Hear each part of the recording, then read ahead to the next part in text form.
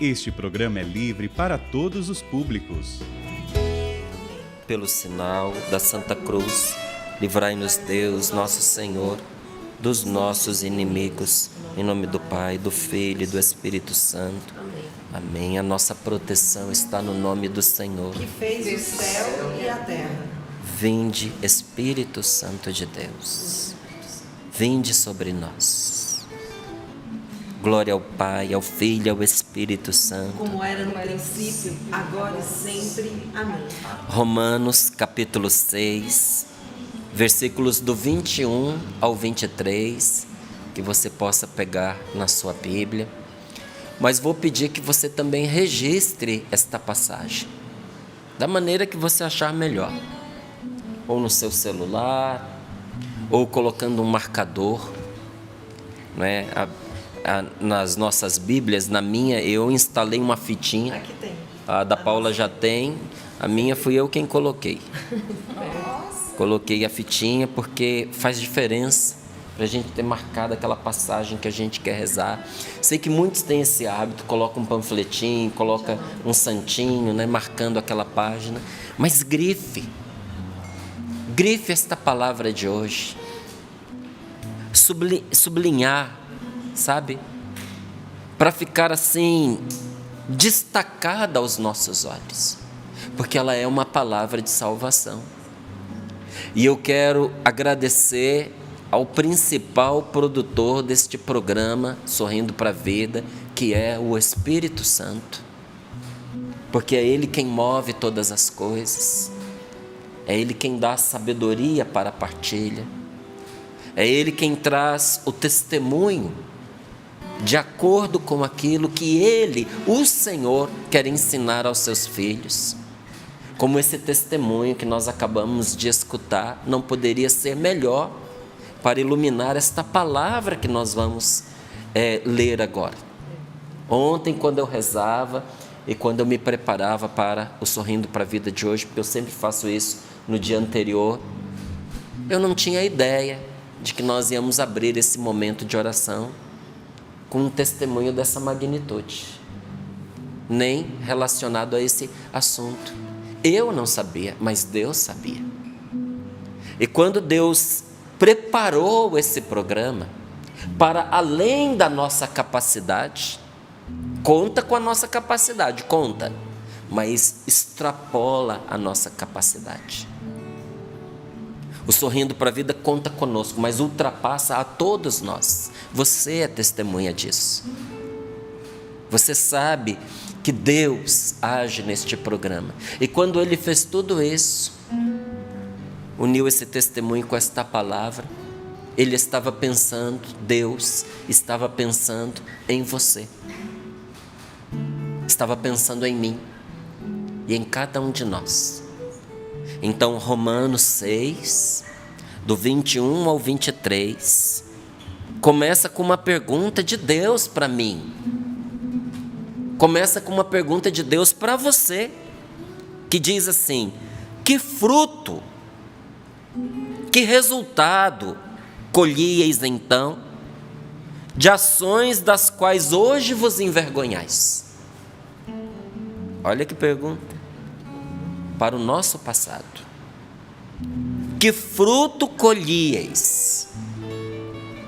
Que resultado colhieis das ações das quais hoje vos envergonhais? O que é que você ganhava com o que você fazia em situações que hoje cobrem você de vergonha? O que você lucrou com isso? Diz a palavra de Deus, pergunta para nós. Mas ao mesmo tempo em que ela faz menção ao nosso passado, que é para a gente ver a gravidade da nossa libertação, ela já vem enxugar os nossos olhos e nos consolar quando diz: agora, porém, versículo 22, libertados do pecado e como servos de Deus, produzis frutos para a vossa santificação, tendo como meta a vida eterna. Porque com efeito, a paga do pecado é a morte, mas o dom de Deus é a vida eterna no Cristo Jesus, nosso Senhor. Palavra do Senhor. Graças a Deus. Graças a Deus. Então pergunto aqui, retomo esta pergunta: o que ficou de bom? O que você colheu como resultado? Qual foi o benefício que você teve a partir das ações de pecado que aconteceram na sua história? Estou perguntando para mim também. Situações que hoje nos coram de vergonha. Situações que a gente não gosta nem de falar a respeito. Situações para as quais, graças a Deus, mesmo que a pessoa não pedisse, a gente conservaria o anonimato. Porque, como diz a palavra do Senhor, tem coisas que é vergonhoso até a gente falar delas, mas a gente fala para mostrar do que nos livrou Deus. Não é exaltar o erro, não é colocar em evidência a má ação, não é exibir, eu experimentei, eu fiz, porque quem de verdade experimentou a graça de Deus tem desgosto com o tempo que passou longe de Deus. E por que se retoma isso? Para que muitos que estão vivendo hoje o que a gente um dia viveu no passado possam ver como o Senhor nos libertou e saibam que este mesmo Senhor é poderoso para libertá-los também. É testemunhar a salvação poderosa de nosso Senhor Jesus Cristo, porque eu tenho certeza que muitas mulheres entenderam o que essa moça, o que essa senhora, provavelmente uma jovem senhora ainda, experimentou na sua própria carne como um vício, como um estímulo de pecado. E muitas, eu tenho certeza que sabem a luta que ela está travando para se desvencilhar dessas amarras. Porque... Oi? Para quem não ouviu, conta que... O testemunho, que às vezes só vai ouvir a pregação, é importante. Pois é, nós acabamos de receber um testemunho de uma mulher que estava casada e até então tinha vivido a fidelidade ao seu marido, até que encontrou um ex-namorado e mergulhou fundo em todo tipo de imoralidade sexual. E isso lhe custou muito, porque depois que a pessoa está apanhada, é difícil a libertação. Ela acontece pela graça de Deus, mas com suor e muitas lágrimas. E ela decidiu-se pela sua libertação, rompeu com o relacionamento de adultério, mas a fidelidade vem todos os dias por uma determinação que ainda não é fácil. Mais tarde será, mas agora ainda não é fácil. E quanto custa para a pessoa, depois que cedeu ao pecado, que cedeu ao vício, a sua libertação? Porque eu tinha um colega de trabalho que ele dizia assim, ele gostava de usar uma expressão que era papo de aranha. Então ele falava assim, a pessoa chega pra gente com esse papo de aranha. Eu falei, papo de aranha? Como é que é isso? Joga teia pra cá, joga teia pra lá, joga teia pra cá. Quando você vê, você tá armadilhado. É mesmo, tem gente que faz assim. Pessoa, sabe uma outra expressão que explica isso? Vai comendo pelas beiradas, sabe? A pessoa vai te cercando. Você acha que a conversa não tem assim muita razão de ser, que a pessoa só está conversando com você. Não, ela está montando uma armadilha, ela te cerca daqui, ela te cerca de lá, ela te cerca, vai jogando teia, sabe? Quando você vê, você não escapa mais. Papo de aranha, não é? Mas a tentação, o maligno, o inimigo de Deus, que também é o nosso inimigo, ele não chega para a gente só com papo não, viu? É muito pior do que isso. Ele vai montando a sua teia aqui, a sua teia acolá. E todos os dias nós escapamos de muitas armadilhas. Você não tenha certeza, você não tenha dúvidas disso. Porque Deus nos livra, nós escapamos dessas armadilhas. Mas ai de nós quando nós caímos em algumas delas. A gente fica preso. Por isso que nós falamos tanto de libertação. Porque há algumas coisas nas quais nós entramos que, se não for por Deus, a gente não se livra mais. É um poço sem fundo. Por isso nós precisamos de libertação. E aí vem a palavra de Deus e nos pergunta. Era interessante no início, né? Como a gente vê a criança muitas vezes encantada com uma teia de aranha. É linda. É que a gente vai crescendo e vai tomando repugnância por aquilo. Mas você já viu como é bonita? E às vezes contra a luz é encantadora. Mas depois que nos pega, aí a palavra de Deus nos diz, pois é. Vamos lá no versículo 21. Que fruto colheis? Qual é o resultado que obtiveste das ações das quais hoje tu te envergonhas? Só produziu fruto de morte. Agora, porém, libertados do pecado. E eu digo isso a você porque o primeiro golpe em nosso favor, para a nossa libertação, para cortar essas amarras que nos prendem, o primeiro golpe está sendo dado agora. Nosso Senhor Jesus Cristo está libertando você por força desta palavra. O Senhor está te dando graça para a sua libertação, para você voltar a ter paz, para você voltar a ter alegria. Porque mesmo quando fala de pecado, a palavra de Deus não vem para nos acusar, ela vem para declarar o seu amor por nós e o quanto Deus está em nosso favor. Então, agora, libertados do pecado, como servos de Deus, e não como servos da promiscuidade, escravo da promiscuidade, escravo do vício, escravo da imoralidade sexual, porque é uma escravidão. A escravidão é quando a pessoa até tem o desejo de se libertar, mas não consegue. Sabe quando você percebe que você está subjugado? Quando você nota que você se tornou um dependente, um escravo? Não é quando você fica com aquela conversa fiada, eu estou porque eu quero, quando eu quiser eu deixo. Não é nessa hora que você descobre que você está subjugado, não. É quando você decide que você não quer mais aquilo. Aí você percebe que você estava dependente, que você estava ou está escravizado. E aí a palavra de Deus nos diz, o único caminho para a gente se libertar daquilo que nos destrói e fugir desta escravidão e desta servidão é nos colocando a serviço de Deus. Servindo a Deus, não servimos ao mal, não servimos ao adversário de Deus. É o único jeito de nos libertarmos. Então agora, porém, libertados do pecado e como servos de Deus, agora sim, produzir frutos para a vossa santificação, tendo como meta a vida eterna.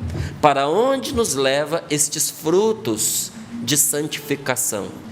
E eu gosto muito de lembrar que a palavra santificar e a palavra sarar são praticamente as mesmas. Você já viu como a palavra santo, ela é próxima da palavra sano? Porque é a mesma palavra. A pessoa santa é a pessoa sana, é a pessoa curada. Então, quando se diz aqui dos frutos para a nossa santificação, são os frutos que vão reparando em nós o que o pecado e o demônio destruiu. São frutos que vão nos curando, que vão restabelecendo a nossa dignidade, que vão nos tornando livres outra vez, que vão recuperando em nós a imagem e semelhança de Deus que nós deixamos emporcalhar pelo pecado. Não é? O que é essa imagem e semelhança de Deus? é a imagem e semelhança da liberdade, porque ninguém é livre, nenhuma criatura é livre como ser humano. É um dom de Deus para nós. Nós temos um nível de liberdade que nenhuma outra criatura tem. É a imagem e semelhança de Deus na inteligência. Porque os animais chamados irracionais têm lá a sua cota de inteligência, uns mais inteligentes do que os outros, mas não tem comparação com o ser humano, gente.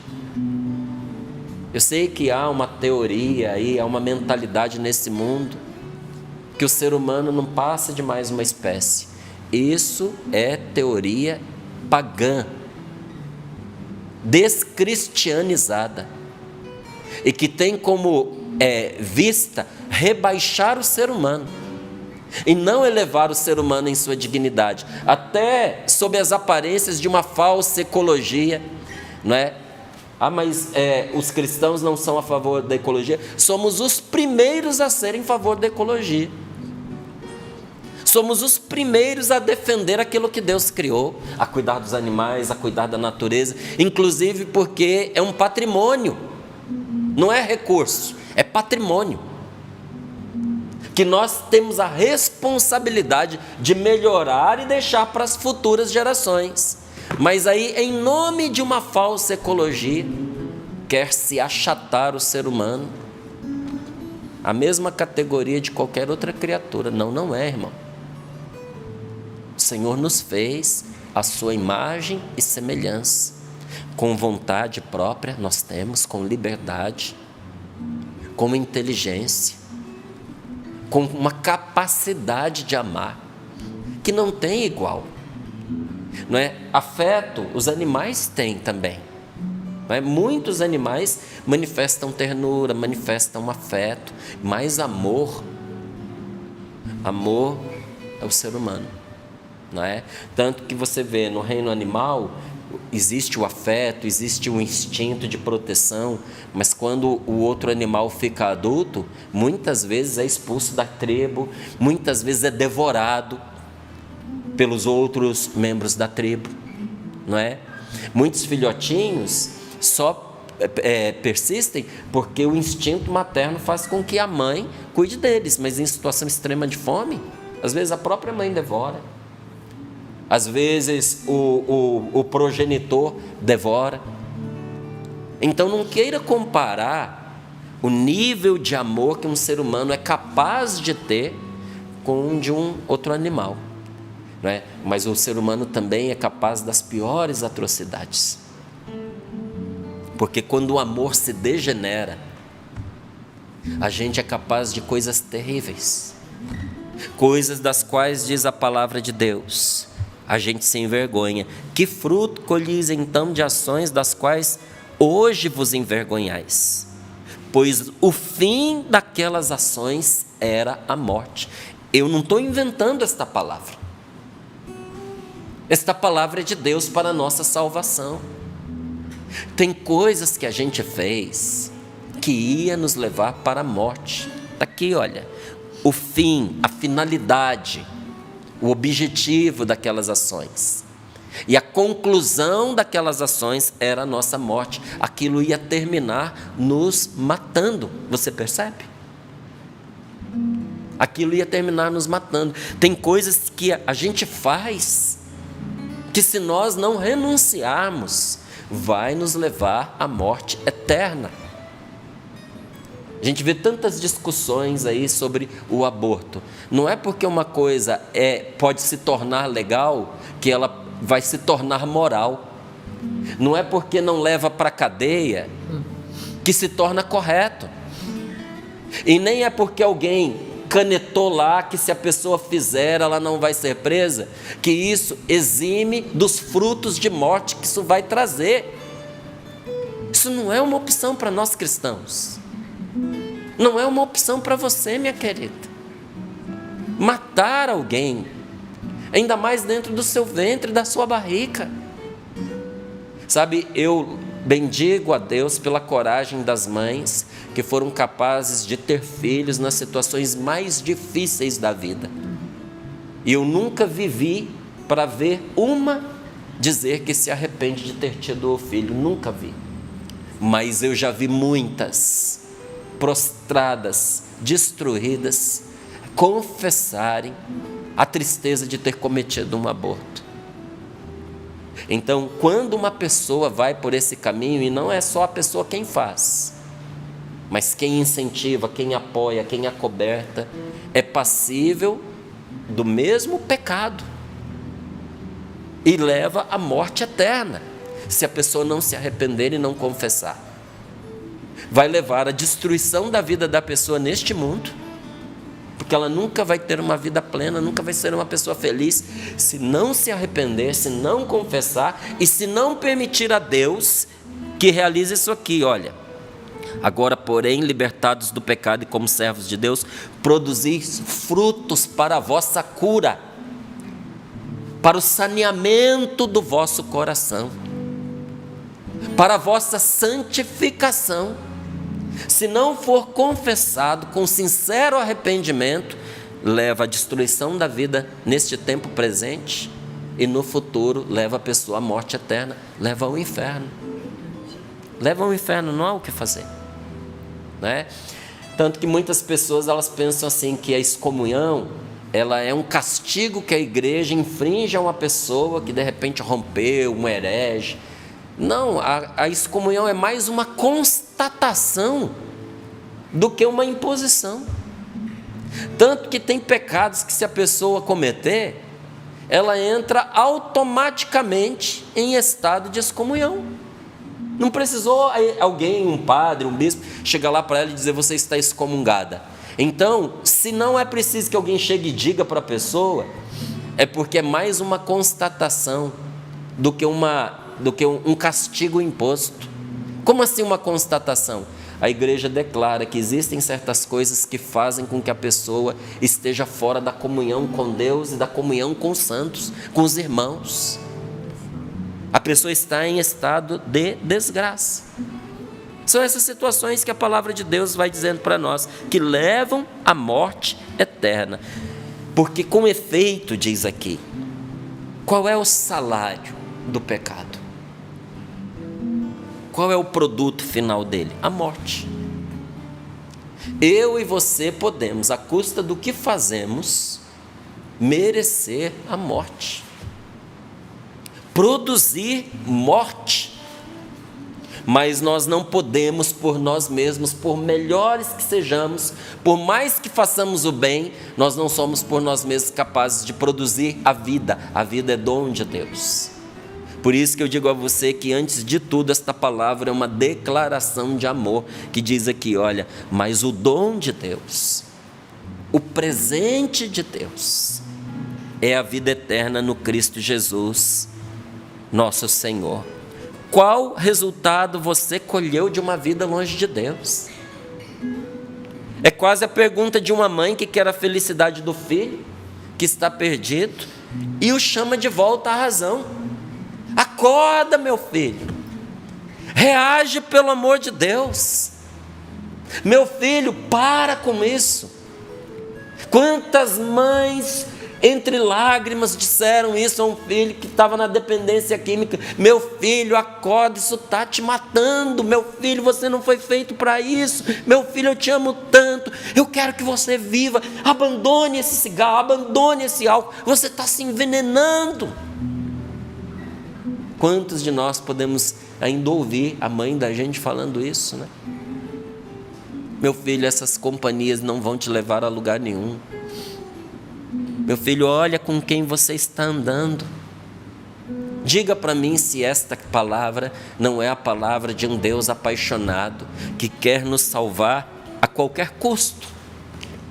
Porque, meus irmãos, minha irmã, meu irmão, a morte é o resultado final do pecado. Toda estrada leva a gente a um destino. Qual é o destino para o qual uma vida no erro e no pecado nos encaminha? Para a morte. Enquanto a vida eterna é o resultado final da santificação. Por que que tantas pessoas cristãs se esmeram para serem melhores?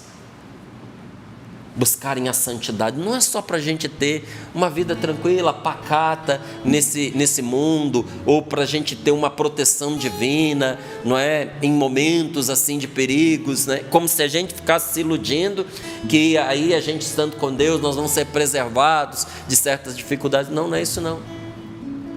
É que a luta pela santificação nos põe no rumo de um destino, nos encaminha para a vida eterna, que não é conquista, é dom de Deus, é graça de Deus, é presente de Deus. Mas se é dom de Deus, é para todos, mas que adianta ser para você, ser para mim, se a gente virar as costas ao que nos está sendo dado? O processo que conduz à morte decorre das consequências produzidas pelo pecado. É consequência, entendeu? Porque quem já entrou em pecados, como essa moça falou, que ela disse que tem certeza de que esse pecado é um pecado que levará muita gente para o inferno. Por que ela diz isso? Porque ela experimentou as marcas da morte dentro da sua alma. Ela sentiu essa presença de morte. Ela sentiu esse processo que conduz à morte se estabelecendo dentro dela como consequência daquilo que ela estava fazendo. É como um fruto. Você não planta uma árvore, ela não dá um fruto. É como uma consequência. É como uma recompensa. Não é quando a gente faz alguma coisa boa, alguém nos dá uma recompensa. E quando a gente faz uma coisa ruim, tem recompensa também. Não sei se você vai querer, mas tem. É um resultado, é um salário, é uma paga. E qual é essa paga? A morte, diz a palavra de Deus. Porque toda corrupção leva a pessoa à destruição. E corrupção aqui significa desvio moral. Significa perversão da própria vontade, do próprio coração. É quando a pessoa se corrompe. É quando a pessoa cede aquilo que ela não deveria. Toda corrupção vai destruindo a gente. Por que Deus é contra o pecado? Porque Ele destrói você. Não existe nenhum pecado que produza coisa boa. Por isso que a palavra de Deus pode perguntar com tanta convicção: qual é o resultado que você colheu da sua vida vergonhosa do passado? Porque não brota coisa boa. Só brotou destruição, só brotou tristeza. E aí, quando brota essa tristeza, você tem duas opções: se arrepender para a sua libertação, ou cair em remorso e amargar, o que é ainda pior. Tem gente que, tomado pela culpa, vai e busca o remédio, a confissão, o arrependimento, e se liberta. Tem gente que, tomado pela culpa, afunda na culpa, que vira complexo de culpa, que é mais uma doença sobre a pessoa. Existe uma escolha para nós. Em que direção a gente quer ir? Na daquela que nos liberta ou naquela que confirma a nossa destruição? Porque pecar é desmoronar o próprio ser, é caminhar para o nada. Hoje nós estamos com um número imenso de pessoas que não encontram sentido para a própria vida. A pessoa se lamenta, a pessoa olha para si e não vê nada. A pessoa não constata nada que ela construiu. Muita gente, inclusive, tem dificuldade de gostar de si mesma. Quando você solta as rédeas da sua vida e vai vivendo de qualquer jeito, é só desgosto. Você já viu que a vida que dá gosto para nós, que dá orgulho, ela é permeada de muito esforço, de disciplina, de exigência? Porque é uma vida construída, em vez de uma vida desmoronada. Como é que você desmorona? Não é o que você faz. Como é que você desmorona quem você é? Pecando. Pecar é desmoronar quem você é se desconstruir. O pessoal fala de uma desconstrução que seja positiva e tudo mais. Eu, sinceramente, essa desconstrução do ser, isso daí é o papo de aranha. É o papo de aranha, é conversa de quem quer dominar sobre você. Então, há muitas faculdades em que a gente vai, que a pessoa ela não quer confirmar o que é bom em você, e ajudar você a se purificar daquilo que não presta. Não, ela vai na direção da desconstrução do ser. Porque uma vez desconstruído, você vira uma massa molinha na mão de quem quer dominar você. Não, estou fora desse negócio de desconstrução do ser. Olha aqui quem desconstrói nosso ser: pecado. Eu quero caminhar na direção da construção da boa obra que eu sou de Deus. Eu não quero caminhar para o nada, eu quero caminhar para o céu, eu quero caminhar para Deus, eu quero um sentido para a minha vida. E aí a gente vê, né, falando em sentido, o pecado também tem um sentido. E o pecado, em seu sentido mais profundo, não é mais do que a nossa vontade pervertida. Para quem pergunta assim, o que é pecado? É a nossa vontade pervertida. É você querer e fazer o mal. Quando nós fomos feitos para querer e fazer o bem, a gente se perverte. A gente passa a querer o mal para os outros, para as coisas. A gente entra na torcida daquela galera que só quer a derrota alheia. Tem gente que vibra com os fracassos, você já viu? Tem gente que vibra com os desastres, tem gente que vibra com a destruição. É perversão isso. Tem gente que vai se degenerando tanto que só encontra prazer no que existe de mais indecente. Isso traz prazer para a pessoa, porque houve uma degeneração interior. Então ela passou a querer o mal, a fazer o mal. O mal consiste em abusar do bem e abandonar a Deus. Abusar da nossa liberdade.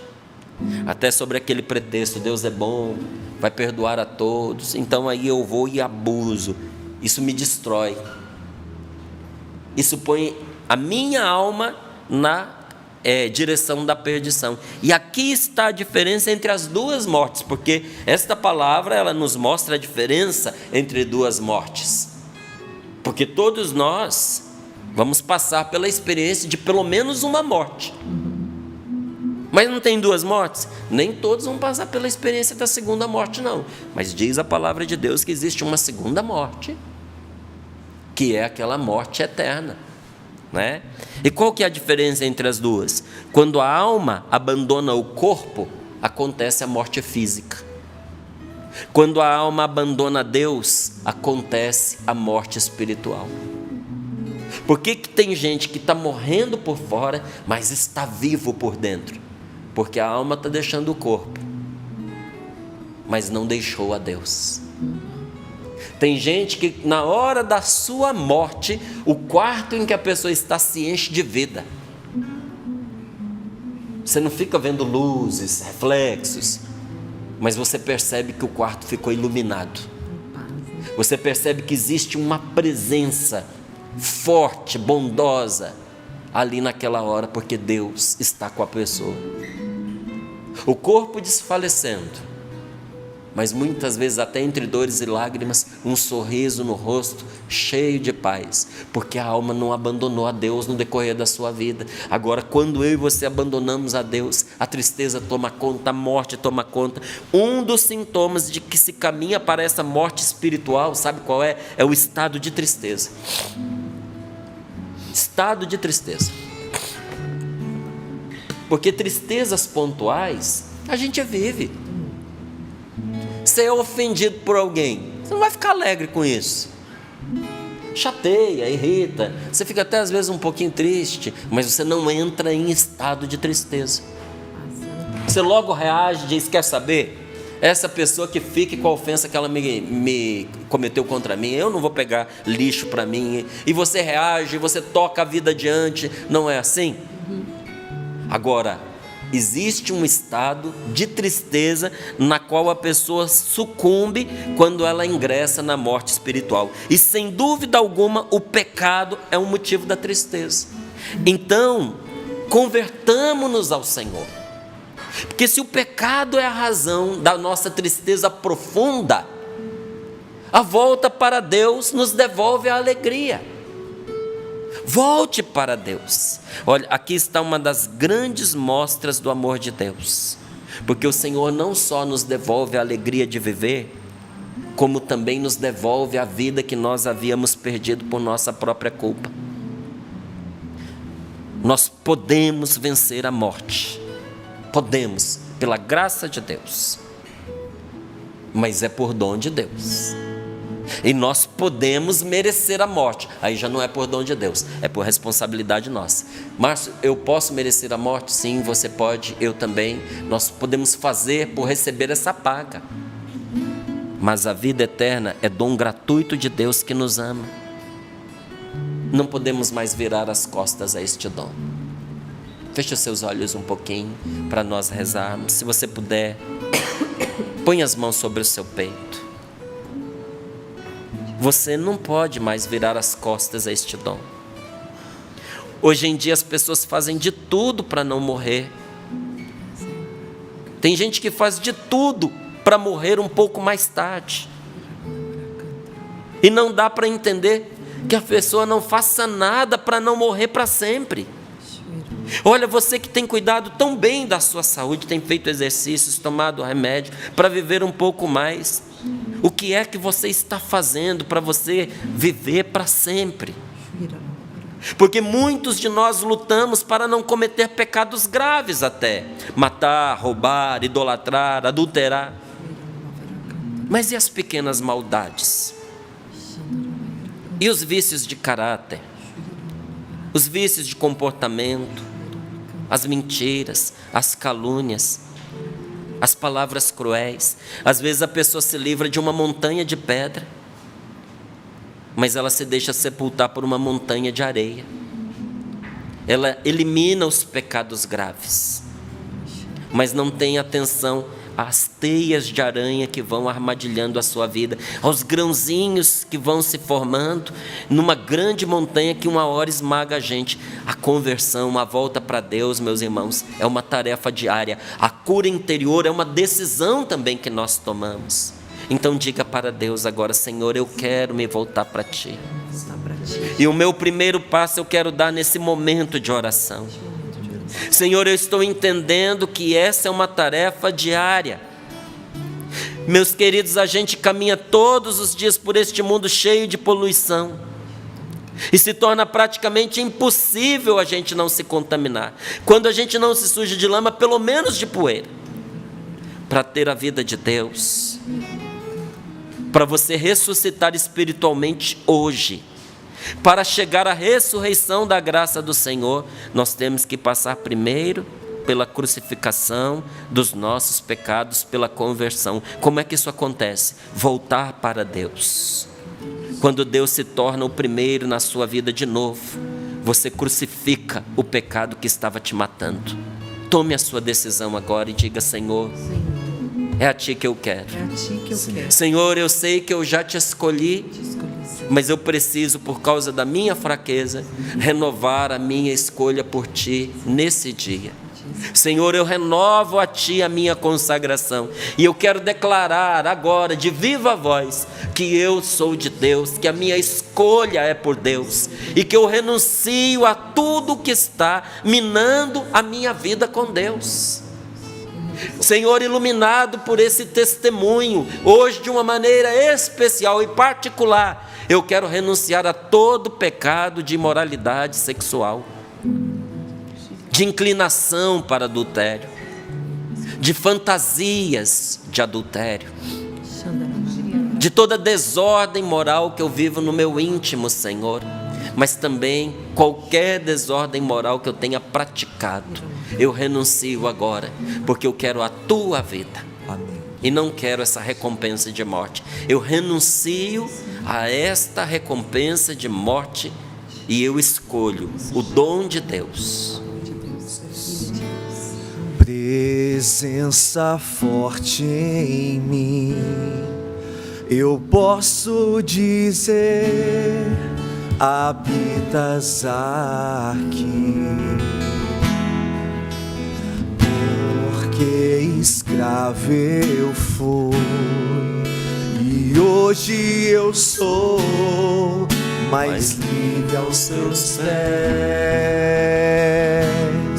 Sentido na vida minha alma encontrou, Tua mão poderosa veio e me levantou.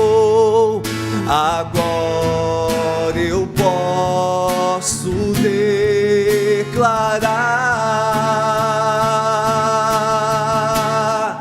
hoje livre sou, tenho sede dar tua graça cada dia mais. Sou mais forte e vou mais longe quando aqui estás. Com palavras de amor te adoro, Senhor. Hoje livre sou, meu tesouro, minha herança, meu supremo bem.